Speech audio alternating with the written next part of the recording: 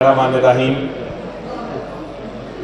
سب سے پہلے تو president Lahore high court bar ایسوسی ایشن جناب اسد صاحب سے میں ان کا مشکور ہوں کہ انہوں نے مجھے ادھر بلایا۔ وہ واقعی آزادی کے ایک سپاہی ہیں اور میرا ان سے بہت قریبی تعلق ہے۔ آپ کا بہت شکریہ۔ مجھے جو آج خوشی ہے اور جس چیز کے لیے میں بڑا کمفرٹیبل ہوں آج، وہ یہ ہے کہ میں پاکستان کے قائدین، کیونکہ آج جو آپ کے سامنے بیٹھے ہیں ادھر بھی اور ادھر بھی کچھ کھڑے ہیں، یہ پاکستان کے قائد سمجھتا ہوں میں ان سب کو۔ پاکستان کے قائدین اور پاکستان کے مستقبل کے جو لیڈرز ہیں جن کو میں دیکھ رہا ہوں، ان کے ساتھ گفتگو کر رہا ہوں۔ میں آپ کے ساتھ منطق اور دلائل کے ساتھ بات کرنا چاہوں گا، کیونکہ میری نظر میں جب آپ منطق اور دلائل سے بات کرتے ہیں، اسی طرح ہم عوام کو کنونس کر سکتے ہیں، ان کو مائل کر سکتے ہیں کہ وہ ہماری بات سنیں اور ہماری اس موومنٹ میں اپنا ساتھ دیں۔ پاکستان اس وقت ایک آئینی بحران کا شکار ہو گیا ہے۔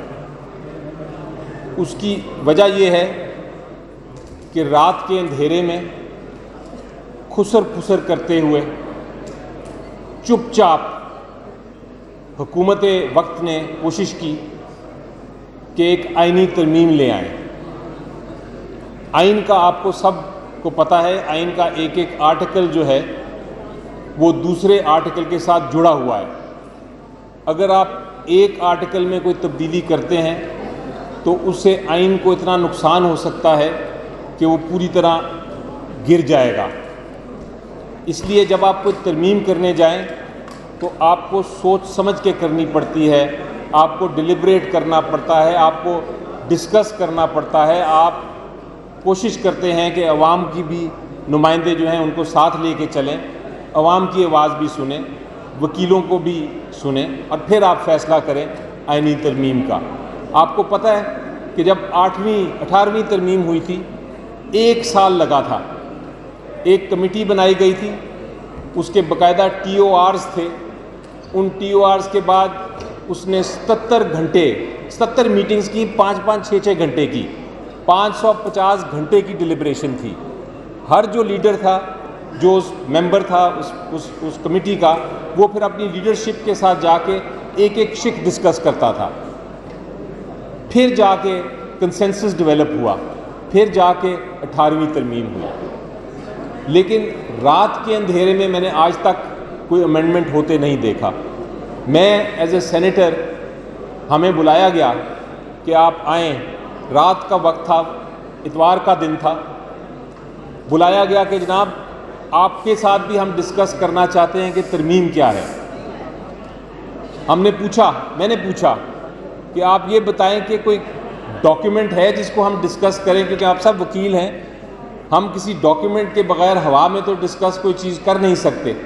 لیکن عجیب و غریب بات یہ تھی کہ نہ کوئی ڈاکیومنٹ تھا، نہ کوئی کاغذ تھا، نہ کاغذ کا ٹکڑا۔ ہوا میں کہا گیا کہ ہم ترامیم کرنا چاہتے ہیں۔ آپ کو پتہ ہے جب آپ ترمیم غلط کر دیں کسی قانون میں، ہم نے اپنی تاریخ میں، پاکستان نے اپنی تاریخ میں بہت سفر کیا ہے، بہت نقصان اٹھایا ہے غلط ترامیم کا، غلط آئین کا۔ آپ کو پتہ ہے 1956 کا آئین آیا تھا، کہا جاتا ہے کہ وہ اتنا غلط آئین تھا کہ اس کی وجہ سے مارشل لاء لگ گیا۔ 1962 کے آئین کے بارے میں کہا جاتا ہے کہ اس میں اتنی غلطیاں تھیں کہ الٹیمیٹلی ملک ٹوٹ گیا۔ آرٹیکل 58(2) بھی آپ سب کو یاد ہے، اس کی ترمیم ہوئی تھی، اس نے ہماری جمہوریت کو کتنا نقصان پہنچایا۔ 4 حکومتیں ایک کے بعد گئی دوسری، اور پھر ایونچولی کیا ہوا، مارشل لاء آ گیا۔ تو یہ ترمیم کرنا آسان کام نہیں ہے۔ اب کیا وجہ ہے، ہم کیوں اپوز کر رہے ہیں، کیوں مخالفت کر رہے ہیں ان ترامیم کی؟ ان میں کیا ایسی بات ہے جو کہ پاکستان کو نقصان پہنچا سکتی ہے، جو کہ آئین کو نقصان پہنچا سکتی ہے, جو کہ جمہوریت کو نقصان پہنچا سکتی ہے. سب سے پہلے میں آپ کو 3-4 اس کے نکات بتاتا ہوں. آرٹیکل 8 سے آپ سب واقف ہیں, آرٹیکل 199 سے بھی آپ سب واقف ہیں. جو کوشش کی جا رہی ہے, جو ہمیں پتہ چل رہا ہے کہ یہ کوشش کی گئی اور ابھی بھی کی جا رہی ہے, اسی لیے ہمیں اس کے خلاف کھڑا ہونا ہے, وہ یہ ہے کہ سویلینز, عام شہری کا بھی جو اس کے خلاف عدالت ہے وہ ملٹری کورٹ ہو سکتا ہے, یعنی کہ اس کی ملٹری ٹرائل ہو سکتی ہے. دوسری, آپ کو یاد ہے کہ ہمارے ایک معاشرے میں ایک لعنت تھی, اس کو ہماری عدالتوں نے اور ہم نے بھی کہا ہے کہ کینسر تھا. وہ کینسر تھا لوٹائزم کا. ہم نے جو اردو میں ایک لفظ انگریزی کا دیا ہے, لوٹاکریسی کہتے ہیں اس کو, یعنی کہ ہارس ٹریڈنگ, جس میں یہ ہوتا ہے کہ آپ کے جو لوگ ہیں, آپ کے جو نمائندے ہیں پارلیمنٹ میں, وہ پیسے کی خاطر یا کسی اور لالچ کے لیے وہ اپنا ووٹ بیچ دیتے ہیں, اور اس کی وجہ سے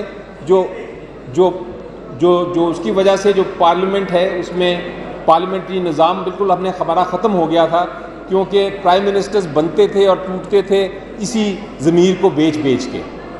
یہ لوٹاکریسی تھی. اس کے بعد آپ کو یاد ہے ہم نے ایک کیس کیا, میں اس میں وکیل تھا, جس میں ہم نے کہا کہ آرٹیکل 63A جو آئین میں آیا ہے, اور اس کی وجہ یہ تھی کہ وہ لوٹاکریسی کو روکنا تھا, لیکن آرٹیکل 63A یہ کہتا تھا کہ اگر آپ کسی کو ووٹ کرتے ہیں اپنے پارلیمنٹری لیڈر کے خلاف آئینی ترمیم کے معاملے میں یا ووٹ آف کانفیڈنس میں, تو پھر آپ نااہل ہو جائیں گے. تو لوگوں نے یہ کرنا شروع کر دیا کہ اپنے پرائسز بڑھا دیے, اپنی قیمت بڑھا دی, اور ہوتا یہ تھا کہ وہ ووٹ کرتے تھے, نااہل ہو جاتے تھے, قیمت وصول کر لیتے تھے, اور اس کے بعد پھر واپس آ جاتے تھے. اس چیز کو روکنے کے لیے آرٹیکل 63A کی تشریح کی سپریم کورٹ آف پاکستان نے, اور انہوں نے کہا, وہ پرنسپل آپ نے سب کو پتہ ہے, the principle of the poisonous tree, کہ اگر ایک زہر ہے, زہریلا درخت ہے, تو پھر اس کا جو پھل ہے وہ بھی زہریلا ہوگا. تو اس پرنسپل پہ سپریم کورٹ نے کہا کہ یہ ووٹ آپ کاؤنٹ ہی نہیں کریں گے. اگر آپ نے پیسے لے کے یا کسی لالچ سے اپنا ضمیر بیچ کے آپ نے لوٹائزم کیا اور آپ نے اپنا ووٹ بیچا اور آپ نے ووٹ کر دیا, تو آپ کا ووٹ کاؤنٹ ہی نہیں ہوگا. تو یہ جو ترمیم آ رہی ہے, اس میں واپس کوشش ہو رہی ہے کہ اس ووٹ کو کاؤنٹ کیا جائے. یہ ملاوٹ کر رہے ہیں جمہوریت کے ساتھ, اس لیے ہم اپوز کر رہے ہیں. تیسری چیز اس امینڈمنٹس میں یہ لے کے آنے کی کوشش کر رہے ہیں, وہ میں آپ کے ساتھ منطق اور لاجک کی بات کر رہا ہوں, تاکہ کیونکہ آپ میرے ساتھی ہیں, بہت سارے لوگوں کے ساتھ میری خواہش بھی ہے کہ میں عدالت میں پیش ہوں, کافیوں کے ساتھ میں پیش بھی ہوا ہوں, مجھے پتہ ہے آپ کس طرح سوچتے ہیں. تیسری چیز جو بڑی اہم کوشش ہو رہی ہے وہ یہ ہے کہ ایج بڑھا دی جائے. اب صرف ایج بڑھانے میں جج صاحبان کی ہمیں کوئی پرابلم نہیں ہونا چاہیے, لیکن اگر اس ایج بڑھانے کی نیت کچھ اور ہے, نیت اگر خراب ہے, تو پھر ہمیں اس کو اپوز کرنا ہے.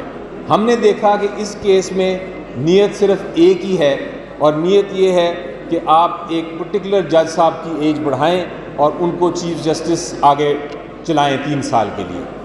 اس میں کیا لاجک ہے, کیا منطق ہے, وہ حکومت کی خواہش ہے, وہ خواہش پوری نہیں ہوگی, لیکن خواہش ہے کہ ہم ایک خاص مخصوص شخص کو چاہتے ہیں, ہم یہ بھی نہیں ہونے دیں گے. چوتھی چیز اس کی جو ایک بہت میجر وہ ایک سرجری کرنے جا رہے ہیں, وہ کہتے ہیں ہم ایک نئی عدالت بنائیں گے, اس کو وہ کہتے ہیں ہم آئینی عدالت ہے. چلیں, یہ بھی ایک بحث کی بات ہے کہ آئینی عدالت ہونی چاہیے یا نہیں ہونی چاہیے, لیکن اس کے لیے آپ کو بہت سوچ سمجھ کے آگے چلنا ہے. یہ نہیں ہو سکتا کہ آپ راتوں رات کے اندھیرے میں کہیں کہ ہم آئینی عدالت بنا رہے ہیں اور ساری قوم جو ہے وہ مان جائے.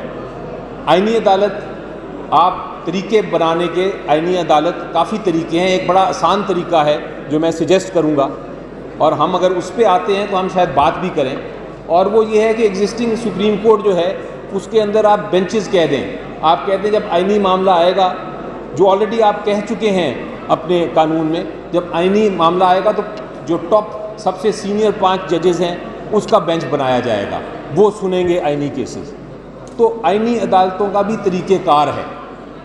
ہمیں کہا جاتا ہے کہ جناب ہم اس لیے کر رہے ہیں، یہ ایک بیانیہ آیا، ہم اس لیے کر رہے ہیں کہ ہم یہ ریفارم کرنا چاہتے ہیں۔ جج صاحبان جو ہیں وہ آپ کی بات تو مانتے نہیں ہیں، آپ کے جو وکیلوں کے مسائل ہیں اس وقت تو وہ کھڑے نہیں ہوتے، وہ پالیسی میٹرز میں بھی مداخلت کرتے ہیں، وہ سیاسی معاملوں پہ بھی مداخلت کرتے ہیں، وہ میڈیا کے ساتھ اپنی شہرت کے لیے آبزرویشنز دیتے ہیں۔ تو آپ وکلا کیوں ان کے لیے کھڑے ہیں؟ ہم یہ ریفارم کرنا چاہتے ہیں، اس کے لیے ہم قوانین لے کے آ رہے ہیں۔ تو میں یہ کہتا ہوں اس کے جواب میں یہ کہتا ہوں کہ اس وقت جنگ اصولوں کی ہے اور طاقت کے خلاف ہے، اور اصول کی بات یہ ہے کہ ہم وکیل جب ایک اپنا یہ پیشہ اپناتے ہیں تو ہمارے اوپر بہت ساری ذمہ داریاں آ جاتی ہیں۔ یہ ایک ایسا پیشہ ہے جس میں آپ یقین کریں کہ آپ کی ذمہ داریاں زیادہ ہیں، فائدے کم۔ اور 3 ذمہ داریوں کا میں آپ کو ذکر کرنا چاہتا ہوں۔ وہ ذمہ داری کیا ہے؟ وہ پارٹی سے بالا تر ہو کے، وہ کسی گروپ سے بالا تر ہو کے آپ بات کریں گے پرنسپل کی، اصول کی۔ اور وہ بات کیا ہے؟ یہ 3 اصول جو ہیں، جمہوریت پہ اگر کوئی حملہ کرے گا، کوئی بھی ہو، جوڈیشری اگر جمہوریت کے خلاف کوئی آرڈر پاس کرتی ہے ہم ان کے پہ تنقید کریں گے، اور اگر کوئی اور طاقت کوشش کرے گی جمہوریت کو ہلانے کی، اس کو نقصان پہنچانے کی، تو پھر ہم اس سے بھی مقابلہ کریں گے۔ یہ پہلا اصول ہے۔ دوسرا اصول یہ ہے کہ اگر ہم بات کرتے ہیں قانون کی حکمرانی کی، کیونکہ ہمارا کام ہے کتابوں سے، دلائل سے لوگوں کو کنونس کرنا، ان کو قائل کرنا اپنی بات پہ۔ اگر کوئی قانون کی حکمرانی کے خلاف کوئی بات کرے گا، ہمارا فرض ہے، اس پیشے کا فرض ہے کہ ہم کھڑے ہو کے اس کا بھی مقابلہ کریں۔ اگر سڑکوں پہ آ کے پروٹیسٹ کرنا پڑے تو ہم پھر وہ بھی کریں۔ اور تیسری بھی بڑی اہم چیز ہے، اور وہ یہ ہے کہ اگر کوئی ہماری جوڈیشری کی آزادی، میں ججز کو آپ چھوڑ دیجئے، جج کی پرسنالٹیز کو چھوڑ دیں، جوڈیشری کی، عدلیہ کی آزادی کی اگر کوئی بات کرتا ہے، اگر اس کو نقصان پہنچانے کی کوشش کرتا ہے تو اس کی حفاظت کرنا بھی ہمارا فرض ہے۔ یہ ہمارے پیشے کا فرض ہے۔ جب ہم کالے کوٹ کی بات کرتے ہیں تو صرف کالا کوٹ نہیں، میری نظر میں اس کے ساتھ پوری ذمہ داری ہے قوم کی۔ قوم ہمیں دیکھتی ہے کہ یہ لوگ بڑے سویلائزڈ لوگ ہیں، یہ لوگ بڑے عقل مند لوگ ہیں، یہ بڑے پڑھے لکھے لوگ ہیں، یہ اچھی باتیں کرتے ہیں۔ تو ہم نے دکھایا ہے اس ہال سے، اسی بار نے، یہاں بار کے پریزیڈنٹس کی بھی تصویریں ہیں اور ججز کی بھی اس کورٹ کی تصویریں ہیں، اسی بار نے دکھایا ہے کہ جب بھی ضرورت پڑی ہے قوم کو ان 3 اصولوں کے لیے تو پھر ایک موومنٹ چلی ہے۔ تو میں آج وارننگ دینا چاہتا